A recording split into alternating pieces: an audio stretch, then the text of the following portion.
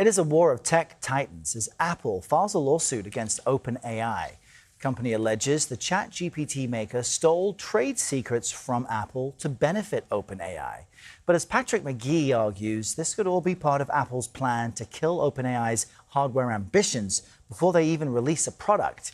Patrick joins us now to discuss this. He is a CBS News contributor and a contributing writer at the Free Press. We should note the Free Press and CBS News share Paramount Skydance as a parent company. Patrick, good morning. Let's just start with what specifically Apple is alleging in this filing and what OpenAI's response is. I mean, they're very much alleging that OpenAI's whole hardware division is rotten to the core. I mean, that's a specific quote. Interesting because it's an Apple metaphor.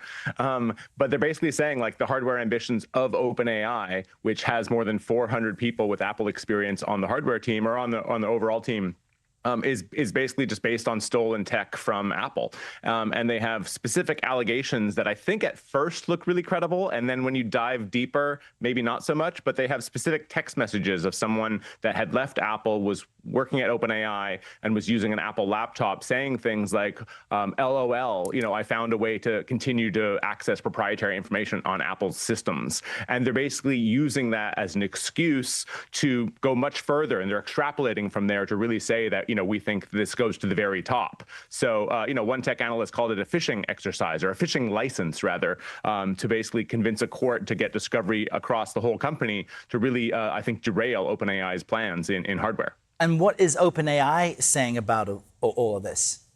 They haven't said much, actually. It's a pretty basic statement where they basically said, we're not interested in any other company's trade secrets. We certainly don't have a response from them in terms of their legal response in court.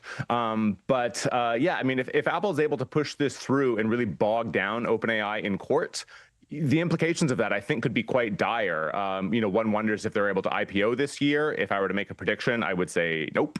And one wonders if they're able to stay on track with their original idea of at least unveiling the hardware device that they've been working on. It's secretive. We don't know much about it, but they're basically trying to take on the iPhone with something that doesn't use a screen. It's, of course, AI first, right? This is the maker of ChatGPT. And most of all, the sort of chief designer, the person really behind this effort, is Johnny Ive. Johnny Ive is the quote-unquote spiritual partner of Steve Jobs before his death and the most instrumental designer of every Apple product you can think of, from the iPod, of course, to the iPhone. That's why this is so significant. But help explain why your position, as you lay out in your article, is that really that's what this lawsuit is all about, positioning Apple against OpenAI to prevent it from being able to release a so-called iPhone killer.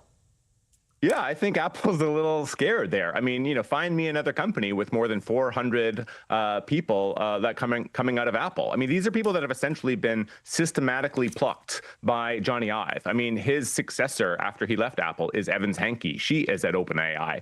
Just last month, they hired a guy named Scott Mead. He was the Vision Pro, chief hardware person and working on Apple's smart glasses. So, these are very senior people that had stellar careers at Apple.